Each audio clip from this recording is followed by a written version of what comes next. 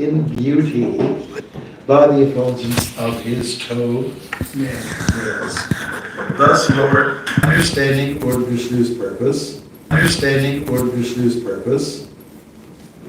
Garuda, the carrier of Lord Vishnu, immediately arrested Bali Maharaj with the ropes of Varuna. When Bali Maharaj was thus reduced to a helpless position, Lord Vishnu asked him for the third step of land. Because Lord Vishnu appreciated Bali Maharaj's determination and integrity. When Bali Maharaj was unable to fulfill his promise, Lord Vishnu ascertained that the place for him would be the planet Sutala, which is better than the planets of heaven. Okay. We're going to read the verses now. How many? 8? 1 to 8. 1 to 8. Okay. Shukadeva Goswami continued. When Lord Brahma was born of a lotus flower, saw that the effulgence of his residence, Brahmalok, had been reduced by the glaring effulgence of the toenails of Lord Vamanadev, he approached the Supreme Personality of Godhead. Lord Brahma was accompanied by all the great sages, led by Banichi and by yogis like Sanandam. But in the presence of that glaring effulgence, O king, even Lord Brahma and his associates seemed insignificant. Among the great personalities who came to worship the lotus feet of the Lord were those who had attained the perfection, self-control, and regulative principles, as well as experts in logic, history, general education, the Vedic literature known as Kalpa, dealing with the Lord. Others were experts in the Vedic corollaries, like Brahma Samhita, all the other knowledge of the Vedas, Sama, Yajur, Rig, and Atharva, and also the supplementary Vedic knowledge, Ayurveda. Others were those who had been freed of the reactions to fruitive activities and transcendental knowledge, awakened by the practice of yoga. And still others were those who had attained residence in Brahmaloka, not by ordinary karma, but by advanced Vedic knowledge. After devotedly worshipping the raised lotus feet of the Supreme Lord with oblations of water, Lord Brahma was born of the lotus, emanating from Lord Vishnu's navel, offered prayers to the Lord. O king, the water from Lord Brahma's Kamandalu washed the lotus feet of Lord Vamanadev, who was known as Urukrama, the wonderful actor. Thus that water became so pure, it was transformed into the water of the Ganges, which went flowing down the sky, purifying the three worlds, pure fame of the personality of Godhead. Lord Brahma and all the predominating deities of the various planetary systems began to worship Lord Vamanadev, the Supreme Master, who had reduced himself from his all-pervading form to his original form. They collected all the ingredients and paraphernalia for this worship. They worshiped the Lord by offering fragrant flowers, water, padya, and arghya, and agaru pulp, then fused grains, fruits, and sprouts. Also, they offered prayers indicating the glorious activities of the Lord and shouted, Jaya, Jaya. They also danced, played instruments, sang, sounded conch shells, and baked drums. In this way, worshiping the Lord. Jambavan, king of the bears, also joined ceremony. Sounding his bugle in all directions, he declared a great festival for Lord Vamanadev's victory. Hare Krishna. What shloka are we focusing on? 56. Really? Yeah, we're reciting 56. Well, my dear honey child, there's no such thing as 56. Okay, whatever it is. Maybe it's a typo, I don't know. Well, I think it's a typo. Maybe it's 6.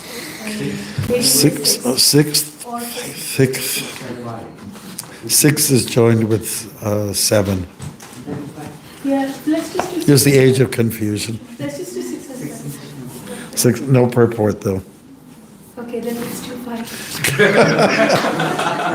Well, I guess that's your birthday. It's okay to, all right. Okay, are we ready? Pramadayo Lokanatha Swanataya Samadrita Sanuga Balim Ajaguru Sangshipt Tatma Viputaye Brahmadayo Lokanatha Lokanatha Swanataya Samadrita Swanataya Samadrita Sanuga Balim Ajahuru Shiptatma Vibhutaye Brahma. No, it's not ta. Okay, not ta. It's a long A at the end, and it's not the end of a line. Every 2 lines, that's actually the end of a verse, like end of a line, 2-line verses. So it's not ta. Okay, next. Swanataya Samadrita Swanataya Samadrita Sanuga Balim Ajahuru Sanuga Balim Ajahuru Samshitat Vibhutaye Brahmadayo Lokanatha Lokanatha Swanataya Samadrita Samadrita. It's a long A. Okay, so you don't do that. All right. Next. Sanuga Balim Ajaru Sanuga Balim Ajaru Samshitatma Vibhutaye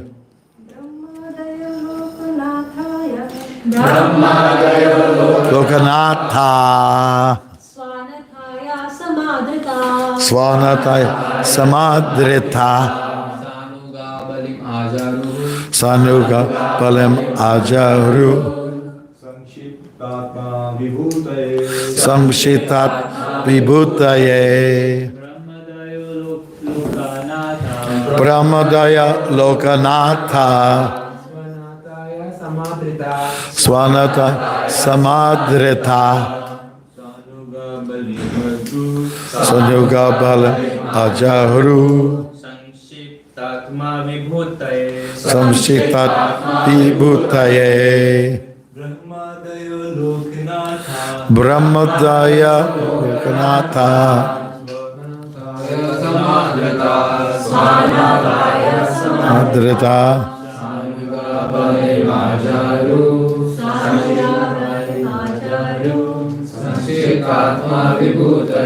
Samshitatma Vibhutaye Brahma Adayaha. Great personalities. Headed by Lord Brahma. Lokanatha. The predominating deities of various planets. Swanataya. Unto their supreme master. Samadrita. With great respect. Saanuga. With their respective followers. Balim. Different paraphernalia of worship. Ajahuru. Collected. Samshita Atma Vibhutaye. Unto the Lord who had expanded his personal opulence, but had now reduced his size to the Vamana form. Unto the Lord who has expanded his personal opulence, but now reduced his size to the Vamana form. Translation, we'll do this together. Lord Brahma and all the predominating deities of the various planetary systems began to worship Lord Vamana, their supreme master, who had reduced himself from all form, his original form. They collected all the inhabitants paraphernalia for this purport by His Divine Grace, A.C. Bhaktivedanta Swami Prabhupada. Haribol. Vamanadeva first expanded himself to the universal form and then reduced himself to the original Vamana Rupa. Thus he acted exactly like Lord, who at the request of Arjuna first showed his universal form and later resumed his original form as Krishna. The Lord can assume any form he likes. Okay. But his original form is that of Krishna Stu Bhagavan Swayam. According to the capacity of the devotees, the Lord assumes various forms so that the devotee can handle him. This is his causeless mercy.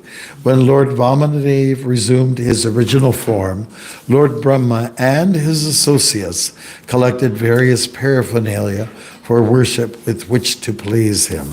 Hare Krishna. Oh, thank you. Hare Rama. I'm just going to take this water, which has a little bit of chlorine in it, I'm sure. Okay. This is a pastime. This is a pastime which makes lots of noise. It's a pastime that is of epical scales. You know, we're talking about what we sometimes one of the siddhis. You know, where you can become smaller than the smallest, become larger than the largest. It's outlined in the Nectar of Devotion by Srila Prabhupada. Rupa Goswami Bhakti Rasamrita Sindhu. I put the slash in there. And, you know, we have other instances of where Krishna became small, became big. How about the story of Hanuman? In order for him to get into the fort of Sri Lanka, he took on a very small form and he flew around. Zzz, where's Sita? Where's, you know, all that. Took a very small form. And then he went back to his original form. Everybody likes Hanuman, right? He's got a good build. Yeah, he's got a good body. And we also love Hanuman because he's very loyal and because he's a staunch brahmachari. There's two staunch brahmacharis that we can, let's say, respect in the Vedas. We have one example from the Ramayana, and that is Hanuman, and also an example in the Mahabharata. Who would that be? Bhishma Deva, here. And he was also very powerful and strong on the strength of his celibacy. Yeah, and so Vamana did this. He went to incredible proportions, you know, with his body size. He was small and people were charmed. There's this one kid in Vancouver, and he was just like when he was young. Now he's a teenager, which is another word for terrorist. And he was such a cute, like, he looked like Vamana. He was just like adorable. You just want to squeeze the life out of him, you know? And he had, you know, his parents got him all dressed up and tilak and everything. He just, you know, totally adorable. And so this is what compelled Bali Maharaj to stop kind of like the merrymaking that was going on. And they said, let's pay a little attention here to this little guy here, you know, with the umbrella. And the, you know, the doorknobs, you know, the shoes with the doorknobs. And he had matted hair, and he had deer skin he was sporting. And they had kamandalu, which is a pot for carrying water for different purposes. You know, sannyasis or sadhus, they might need a stick, they need a kamandalu. And when Chaitanya Mahaprabhu was traveling through South India and other parts, he carried various paraphernalia, and he had to have an assistant to help carry the paraphernalia because the logic is there and it's explained in the Chaitanya Charitamrita. He had to keep count of his mala, you know, his chanting, so he needed a hand to be free for that. And then he had Kala Krishna Das was the name of his associate, and he was the one that witnessed all these animals going wild and liking each other. You know, natural predators and prey were starting to like kiss each other and dance. Dance, by the way, dance. If animals will dance during kirtan, what to speak of humans, you know? We should be. I guess we should give that example in the upcoming conscious kirtan seminar. Talk about animals dance. Why can't you guys dance? Right. All right. So, and this, I just divert a little bit. This devotee who was an associate of Chaitanya Mahaprabhu, he actually had, he ran into some personal difficulty. He met with some like the gypsy type people, the types that people steal, and they also sometimes, well, the rumor has it, they kidnap kids sometimes, you know. Gypsies don't have the best reputation. But he got enticed by, they were the Bhattaharis. Yeah, that's the name of the group. And Chaitanya Mahaprabhu was concerned because he was his associate, his assistant, and now he didn't have one. Now, look at this remarkable thing. You're in the personal association of God, and you get swayed by Maya. Isn't it something? Now, Maya, you know, how could this be? Well, Maya is very strong. Daiviyesha gunamayi, mama Maya duratyaya, mam evaye prabhadyante, mayang etam tarantite. Maya is Krishna's energy. And because it's his energy, it's strong. You know? Actually, any energy from Krishna is strong. I noticed that when you go into the shoe room, there's a real strong smell. I think they applied vinegar to get all the dirt out, you know, and vinegar might be okay in a little salad, but boy, was it ever strong when you put your shoes in there. And so any energy, whether it's vinegar or anything like that, it's powerful on many levels, whether through smell, through touch, you know, it doesn't matter. Because Krishna is strong, Krishna is powerful, therefore Maya is powerful. Has anybody here felt the power of Maya? Yeah? Is that true? Okay. Anybody who has never felt the power of Maya?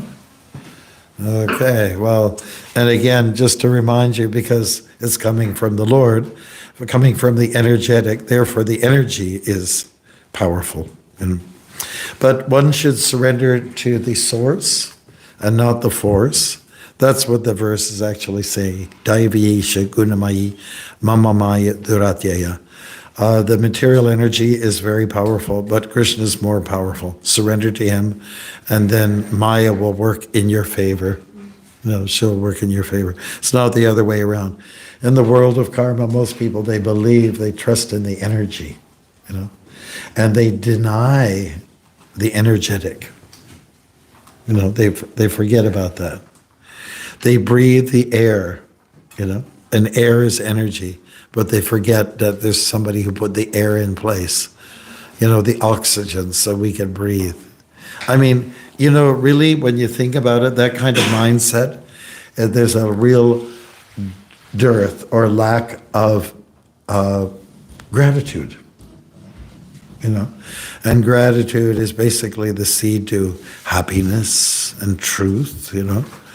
And, you know, when we're singing upstairs, whether it's to Prabhupada or the deities, we're saying, thank you, thank you, thank you again and again and again. We're expressing gratitude. That's what people in all like different faith groups do. They go to assembly hall, whether it's a synagogue or a mosque or a temple or this or that church. They go there to say thanks. That's what they generally do. You know, I know that there's a lot of bashing against religious groups. People say they start the wars, you know. But that's adharma. It's people who don't follow religious principles that start these kind of wars. Expressing gratitude is important. Now, what we're hearing in this verse, let's look at it once again. That's okay, I think this picture tells it all. You know. Okay, what's going on here? His mother Aditi, his father Kashyapa Muni, and so on. And we have, looks like a weighted chariot there, but not. We have all these persons who are honoring him, worshiping him. He's considered to be the supreme master. And don't let small things fool you. you know. I mean, Krishna, as you know, in his Leela as a child, Bala Gopala, is adorable also, right? In fact, some people like that side of Krishna more than anything else. Do I have any takers on that? How many people like darling and charming Krishna as a baby, right? Maybe more than all of the others, you know. It's a very beautiful time of the year at the month of Damodar Kartik to remember Krishna as a baby, you know. And they choose that over any other, you know, age category that can be found in. Totally adorable. And he's worshipped. So the shloka here is important. Lord Brahma, by the way, is a sizable character, and he's also of a very pure character. He has sampradaya, but Brahma has made some mistakes along the line. You know, also, you know that perhaps some of you know the stories in the Bhagavatam. He actually had some incestual, you know, desires, you know. And, you know, along those lines, and same-sex issues with Brahma. And he got a new body, and he was blessed. And, you know, just to let you know, the head of our sampradaya wasn't squeaky clean in the beginning. Okay, what about the Church of England? You know who started the Church of England? Does anybody know? Henry VIII. What was Henry VIII known for? Multiple wives that he killed. He killed some wives if they didn't give him a And kid. he changed the law as well as the church law so that he can get divorced to his. Yeah, he broke away from the Vatican, and he's the he's the head of their sampradaya, the Church of England. Isn't that something? Now, people in the Anglicans, Church of England means Anglicans. They're very nice people. You know, we meet them. They're wonderful. But the persons who triggered the whole movement was of questionable character. And there's others like that. Some people will even look at Muhammad and say, wow, he was doing those things. Haribol. Okay, so Vamana, no fault. We cannot find any fault in him. Maybe somebody can say he's a trickster. But Krishna also qualifies himself in the Bhagavad Gita as a trickster. Of all the hoaxsters, he's the topmost. He can trick people. You know, that's his job, to trick people and bamboozle us, you know. Do some kind of magic and put us in some kind of awe, you know. And he tricks, yeah. He can be a little sly and cunning even, you know. He goes out in the middle of the night and he steals butter with his friends. They all plan it all out, you know, we're going to do this, we're going to do that, we're going this place and that place, and we'll bring our monkey friends over, you know. So somebody might say that's a little bit cunning, you know, and that he is, and that he's tricky. But we cannot fault Krishna because he owns all the houses. Right? And the butter is his. He owns all the butter. In fact, in the Gita, he says, I am butter. I am the fire. So you can't criticize with him. Radharani had an issue with him, you know. You killed the bull. And a bull is supposed to represent sacredness, dharma. But Aristasura was killed by Krishna. And so Radharani was faulting him for that, you know.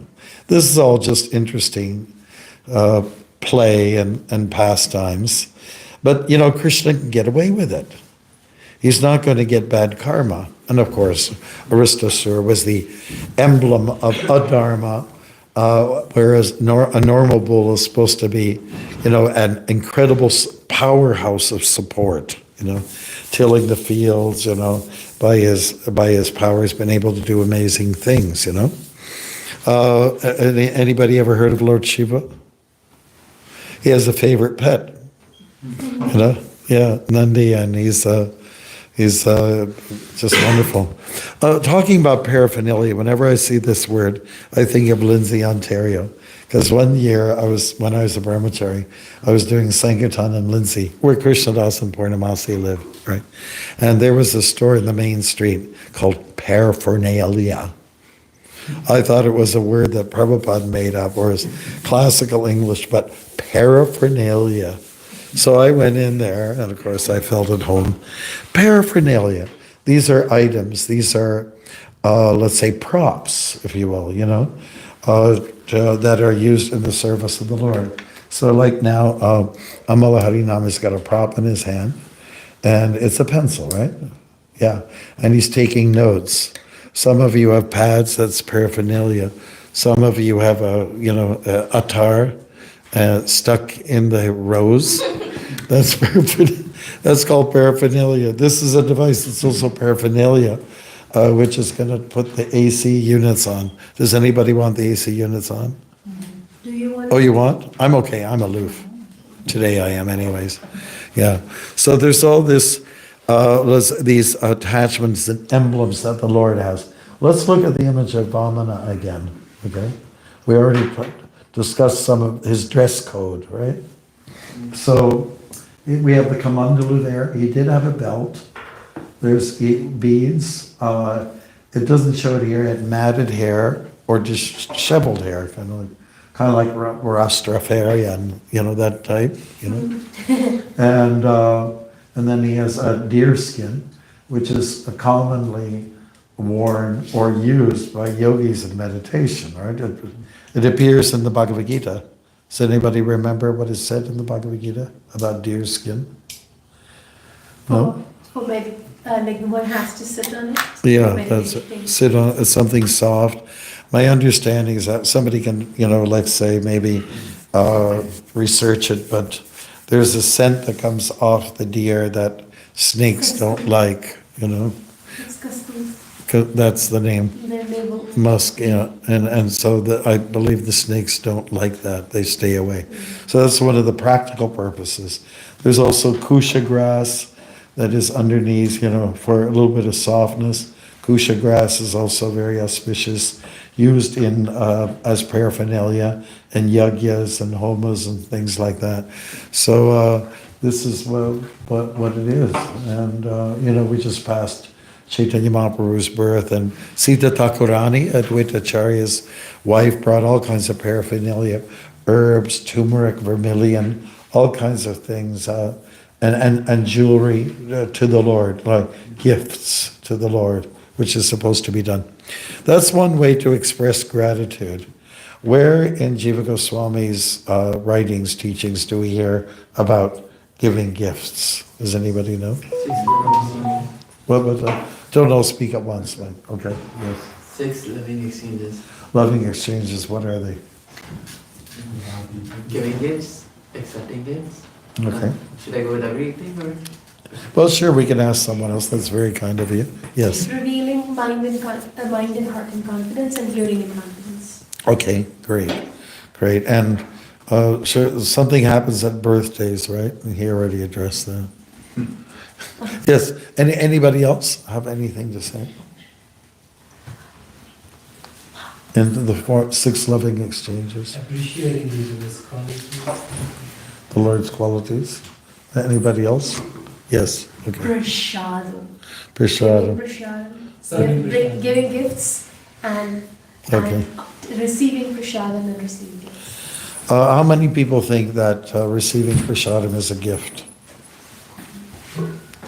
Good. Isn't it about the greatest gift that you can get, prashadam? And so we get gifts at least 3 times a day here. Think about it. It adds up, After a 3-month stay with the Bhakti Academy, 3 times 30 times whatever, 3 times 30. 90 times a day you get gifts in the form of prashadam. Prabhu, come on in. Are you okay? We missed you this Wow. Okay. The latest paraphernalia. Yeah. We have a catwalk or something. What do they do? We're talking about the clothes. All right. So the paraphernalia is important. And just since we're talking about paraphernalia is as good as God. The Sangha that the Lord holds, the Padma, the lotus, the chakra, which is deadly, and the gada, They're as good as the Lord, the paraphernalia of the Lord. In fact, there was a playwright, his name was Bas, and he had these 4 paraphernalias. I don't think there is such a word, paraphernalias, items of paraphernalia, that became personified. They start talking. Isn't that interesting? Artistic license. That was also in the movie Beauty and the Beast. Oh, is it? Okay. Yeah, the candle, the cup. Well, I they wonder- started speaking to each I other. wonder where they got their ideas from. Probably from the Vedas, right? Like everything. Like everything. All right. So these are things to consider when we're talking about Vishnu. There's a lot of other paraphernalia. We all know that he lies on the great snake, That's also, the Nagas, they come out and provide shade like a canopy. That's also as good as the Lord, And and also another feature of the Lord that's as good as the Lord, it's expressed in the Bhagavatam. The devotees of the Lord are also the paraphernalia of the Lord, and they're also worshipable, Now, we offer obeisances to each other in the morning, and then some of us give hugs. I've known the hugging culture is increasing. And basically what you're doing is you're honoring the Lord who's come in different forms, and devotees are one of those images. So if that's the case, please be very careful how you deal with each other, and don't vilify or don't offend each other. Don't be a pashandi. Don't be a madman and start criticizing the devotees, but rather like them and love them. Like, we should be very proud of what we've got here with Bhakti Academy. All the devotees, everyone here is, very, very kind of on board with their bhakti. Isn't it, Paul? Didn't you notice that there? Such a good bunch. Such a good bunch. And of course, at the tail end here, we have Vishaka, and it's her birthday today, so we're very happy about that, and happy Hatch Day. We usually say that there are 3 times in people's lives that are very important to them: when you hatch, and also when you match, and when you dispatch. We have Brahmins learn how to do the yagyas, for these different events. They're very important. Some of us have gone to funerals, so it's a dispatching moment. It's a very significant time in people's, families who have lost their dear one, that. And of course, when people get married, there's a lot of hoopla, and like the marriage of Sita and Ram, that was like a big deal, everybody wants to be involved in that. And then what to speak of the birth, Krishna's born. And it's not just that it happens to an avatar or the source of avatars, but when a child is born, it should be a happy occasion. Should be. And people are, friends and family. Even the guys, hey, we just got a baby. They pass cigars to each other. Cuban cigars, they're supposed to be the best. And there's a lot of merrymaking and happy times, and people start to guess, oh, he looks like your dad. No, he looks like your mom, blah, blah, blah. And everyone does their coochie coos, just to acknowledge that this is a very special event, when a child is born. There was one, we used to, I think you and I have gone to the Durham College up there in Oshawa. And there was one man who invites us to every seminar to speak about Krishna consciousness. Well, we got onto the topic, and I told him we're into family. Family's important. Having babies is important. And then I quoted, there's a book that one of our devotees, Jiva Mukta, owns. It's The War Against the Family. And it's all incredible documentation of detailing how the world in which we live doesn't like kids. So that's dangerous, and it's very, very well documented. So when I mentioned this, there's I forget, Gardiner, that's the name of the author of the book War Against the Family. And And this person who teacher said, hey, he's my best friend. I know the book. So actually, when you observe and you calculate, it is like that. In fact, everyone has seen the film Avatar. Has anybody ever seen it? You ever seen it? I saw it, but I didn't have ears, so I just saw it, you know. And one criticism I have in it is that there's all these people in the jungle, and it hardly shows any babies. So I found it very anti-baby culture, you know. And just think about it, the things that we do. We're not good for our children. We let our children be exposed to all the bad things early in their life. Children are sexualized when they're very young, which to me is an evil. It's an actual evil thing. We have to protect our children. Let them be children. Let adolescents be adolescents before they become adults, you know. We have to have a watchful eye over these things.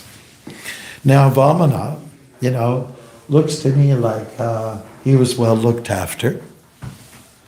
You know, it's quite obvious. You know, look at the closeness of the family, the mother and the father.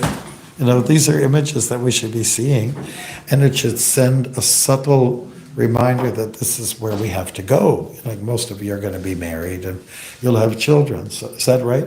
How many people are planning, thinking of that in their mind? How many people's parents are thinking like that? Like, I don't know why we're so hesitant, you know.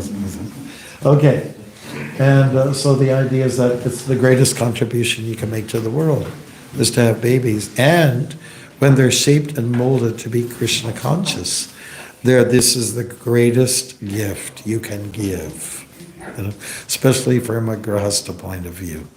It's the best thing you can get, because these are not only, let's say, good citizens, they're actually pure devotees, you know, and that means they have something to contribute.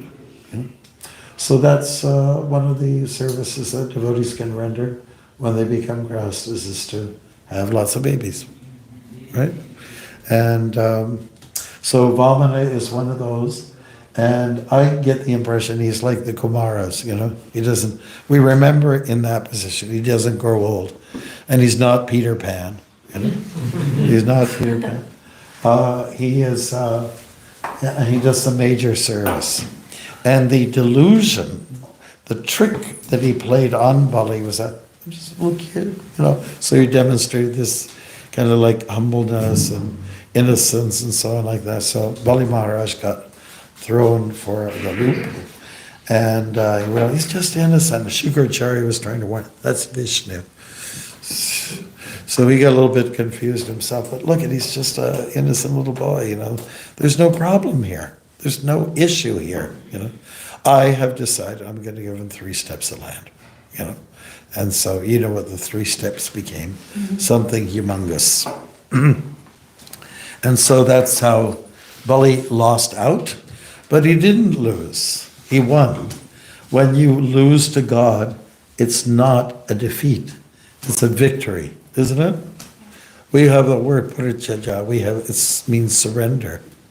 And that is a gain, it's not a loss. You know? And wherever there's gain, there's going to be some pain in the beginning. So Bali felt that. He felt the pain, the confusion, that his Guru was telling him something that was contrary to what he had been taught throughout his life. So it's a little bit confusing. Nevertheless, he went by his heart, and he didn't go like we were the last few days were talking, going by the book, you know? Going by the book. Have you met devotees who go by the book? Like all the details, you know? Yeah. Have you met devotees? Prabhupada said. Okay, have you ever met people Prabhupada said? They said, and yeah, in some contexts, you know, it may be the case, but maybe not in all contexts. I'll give you an example and then I'll shut up for a bit. Yeah, Prabhupada was walking a morning walk with 2 sannyasis. He says to one sannyasi, so the purpose of a sannyas is to move about, travel about, and inspire people. So now I want you to start traveling. Then he looks at the other devotee. The purpose of a sannyasi is to surrender what needs to be done. So I need a manager here, and you're a good manager. I need you to stay here and not travel around. Okay? So how can you, comprehend that? How can you accommodate two directives going in the different direction?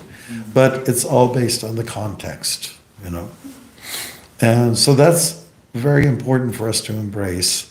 And otherwise you become a fanatic, And there's nothing worse than being a fanatic. It's okay to be a fun addict, but not to be a fanatic, okay? So let's be fanatically in love with Krishna and fanatically in love with the directions Prabhupada has given us. And then we shall thrive spiritually. Hare Krishna. I'll end it right there and we'll see what you all come up with. Yes, my radar is... Okay. Maharaj, today is also the appearance day of Shiva's Pandit. If you could, I don't know if you wrote any poetry for him or if you want to just share something about his appearance. No, I haven't, but I think we can pop up a one-page about Srivas. Could we do that? That'll be more comprehensive. Yes. He'll look it up. In the meantime, we're looking for any other, let's say, questions. Yeah. Maharaj, it is said that sometimes even Brahma has to take a human form to get delivered. Sometimes they mention it. But Brahma, we all have a guru. Brahma never had a guru. He directly had Lord Vishnu. Oh, that's a guru. So for us to kind of get connected to Vishnu, we need to have a guru. But in his case, but still he got direct kind of darshan. Yeah, but he had a guru. Propensity to. And Arjuna had a guru too. The same guru, same God. God is guru. We shouldn't forget that, right? God is guru. God is also guru in the heart. Chaitya guru. God gives directions. Whole chapter in Bhagavad Gita about Paramatma in the heart and how Paramatma is an overseer, over-permitter. He's standing there neutral. He also is caring.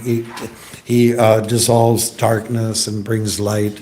There's a lot of good qualities that are describing the glories of Paramatma. So God is in the heart as guru. But you need a guru. You can't just go on your own. You need a guru. Srivas Pandit, fifth member of the Panchatattva.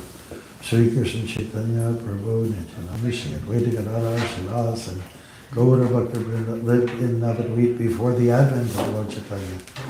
Srivas leads his brothers Sri Ram, Sri Nidhi and Sri Pati in their devotional lives of singing Krishna's names, worshipping the Lord and bathing thrice daily in the Ganga. Okay. Meeting with Sri Advaita Acharya, they studied the Bhagavatam and prayed for an incarnation of the Supreme Lord. Why did they pray? Because only an avatar of Krishna could re-establish Vaishnavism among the staunch atheists, logicians, and proud pundits harassing Nadia at that time. Doing good so far? All right. So Malini, wife of Srivas, was a constant friend of Shachi Devi. She served Nimai as a nurse. When Vishwambar appeared, the hearts of all the devotees were filled with parental affection. That's called Vatsalya Bhav. Gaurachandra loved Malini and Srivas as a second mother and father. Srivas Angan was located 200 yards north of Nimai. That's the second noise. Where do we go? Oh yes, house. Srivas Pandit's palatial home had large, comfortable rooms, a high protective boundary wall, and lush, densely foliated gardens and groves. Every night, Sri Gauranga and his dearest friends would enjoy ecstatic kirtan here and taste the mellows of Vrindavan. Okay, so this is where all the kirtan started. You can go there, Srivas Angam, and get very inspired. The devotees were chanting and dancing, And they would go on for, it was kind of like the late show. And some people were not that happy with it because the curfew was beyond the curfew. Okay, and so there's a little bit more about it. If you go to Mayapur, you really should go to Srivasangam. It's really where the kirtan started. The whole Sankirtan movement started at his house. So we give him lots of credit. Right? Srivasangam was located 200 yards. Srivas Pandit's palatial home. Every night they would hear the raging Muslim broke the sacred mridanga in his foolish attempt to stop. Okay, it happened in his house. Breaking of the mridanga. Okay. They panicked over it. Srivas laughed at the fanatical law. Within Srivas Angam, Lord Gauranga Sundar showed his divine form to all his eternal associates, the house of Srivas. And it goes on, you can read it. You know? Yeah, that's fine. He's an incarnation of, anybody know? Yes, incarnation of Narada Muni. That's right. Chaitanya Mahaprabhu is the incarnation of. Okay, Nityananda is the incarnation of. Balaram. Advaita Acharya is the incarnation of. And we have Radharani. Gadadhar, Radharani. Radharani. Yeah, and then finally Srivas. Narada Muni Bhajaya Vina Radhika Ramanana. Let's not get carried away. Any other questions? Yes. Maharaj, we see that here all the other demigods like Brahma and other demigods from other clan systems, they're worshipping Vaman Dev. And we also saw that, other devotees like Dhruv Maharaj, Prahlad Maharaj, they were also worshipping Lord Incarnation. So what is the difference between this both worship? Because one, they got love for Godhead, like Dhruv Maharaj, he had material desire and he got love for Godhead. And the others, they like it, they worship the Lord, but they don't get the love of Godhead. They still remain in the material entanglement. Oh yeah, well sure, that it's simply a case, an individual case. We all carry desires. Desire is a symptom of the soul, If you don't have desires, you're nothing. Really it's a symptom of being a jiva. Now, some jivas choose to stick it out with Maya a little bit longer. I like Krishna. There's a lot of people who love Krishna, the heroes, but they're just not ready to go back to him. Therefore, 1865, 1866, especially 65, Man mana bhava mad bhakto. Basically Krishna is saying, think of me, love me, and then you'll come to me. The Christians have a saying, love the Lord with all their heart and all their mind and soul, and then, you're with him. So this is really the message of the Gita. You have to give yourself. And demigods are not willing to part with everything. They want to hold on to the paraphernalia. Whatever that is. My guitar. Or my car. Whatever it is. Okay, so, yes. Maharaj, you said that the main duty of a grihastha is to raise kids who are Krishna conscious. Yeah, well, it's one of the purposes. One of the main purposes. Contributions, yeah. Yeah. So, what if we see devotees who have kids who were born into devotee families, but they choose not to follow that path? Well, that shows free choice, doesn't it? But then does that mean the parents' efforts failed, or does that mean that Krishna's arrangement was such? How do you process that? Well, it just means that the parents tried. If you try, that's okay. I mean, Prabhupada tried with people, his disciples, but some of them left, Advaita Acharya had 6 boys. 3 of them were very devoted to him and to Krishna, and the others were not. Then Krishna also had some children, and some of them went a little astray, So it's really the world of choice that we live in. You're at liberty to go yay or nay. It's one of the most powerful features of this physical world, that you have a choice. And when it comes to loving Krishna, no one can force you to love Krishna. It has to be very organic and natural. All right, so it's you're left. on your own to make it. But, let's say honorable parents, they will expose their children to Krishna. And, kids love Krishna. I mean, to them, Krishna's such a cool dude. Lifting hills and killing demons and playing and imitating frogs and playing ball with a piece of fruit. All those kind of things, it's attractive. But, there's a strong indoctrination that goes on out there, which we can't always blame the parents for that. It's the indoctrination, the worldliness around us that is making it hard for children. And they get into they cross the railroad track. You know what they say? Oh, there's some people in town, and they're from the other side of the tracks, where the neighborhood is not so good. So, I mean, you might choose to be in the wrong company. You're living in a small, simple town, and say like Saskatchewan or something, and then some guy comes in from the big, Winnipeg, and he's a drug dealer. He starts to hang out with all the young kids who are fairly innocent, and then he starts chumming with them, and before you know it, they're all hooked on drugs. That's what's going on. So you have a choice. And kids who are very firmly planted in their dharma, they will not get implicated.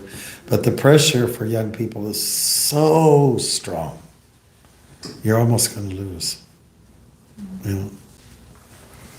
Or you might try, even in college years, somebody offered Prabhupada beer, and he rejected it. He had a little taste, but it was, all that, that's what happens with young people. There's always somebody coming at you. Isn't it true? Yeah. Now you're 16, right? So I'm just warning you of that. You gotta be a little careful. There's all these scoundrels out there, Is that okay? Yes. It's a choice. It's a choice you make, But parents who are doing their job are helping their children, their offspring, to make wise choices. Mm-hmm. Well, it's overtime, but do you have a quickie? Yeah, I'll be quick, okay. So basically, as a Vaishnava, we are supposed to be merciful, and that's why we follow one of the 4 regulatory principles, to not eat meat, because we don't want to kill animals. Mm-hmm. But here you mentioned, also in Bhagavad Gita, it's mentioned that deer skin should be used as an asana. Yeah, well, Kshatriyas have different codes. There's nothing said here about animals dying of natural causes. We have a mridanga. Somebody bring the mridanga? And there's what's on the either end of them. Yeah. So, there's some, everyone knows that mridanga, people who want to purchase mridangas want the ahimsa mridanga. And some merchants, they don't really know, and they don't care. They just want your money. So they'll lie. They say, oh, no, ahimsa, like this. No, they don't know. There's a lot of cheating going on. So you want to get things from the purest source, if possible, right? There's something also to be said about certain animals, they overgraze, so hunting is allowed in our culture. It actually is allowed. Kshatriyas would do a little target practice on animals, but select, and the hunters, there's a hunter class, and they were there to help check the balance, imbalances. Everybody heard the story about, what's that place there? The big, what's the famous park in the state of Wyoming? Yellowstone? Yellowstone, yeah. The herds of bison and other animals, they were just overgrazing. So the grasslands were turning into almost like deserts. Now, one of the reasons for it happening is because farmers were shooting wolves because they were trying to protect their livestock. So then it happened in Saskatchewan. There was an agreement made.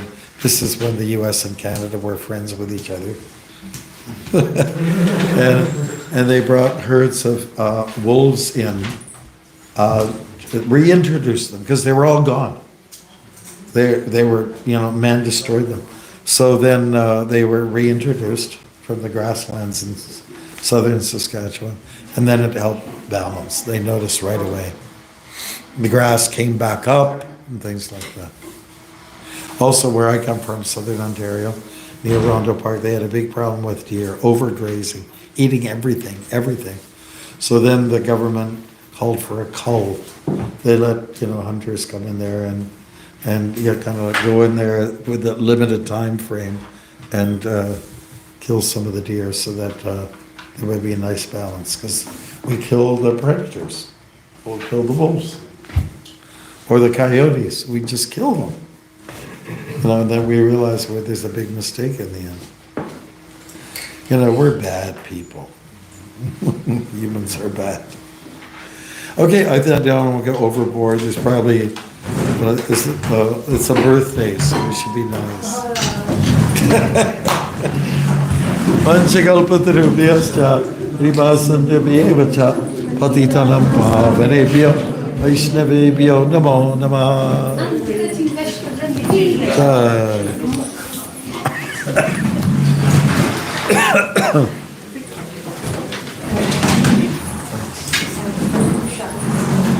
Yes.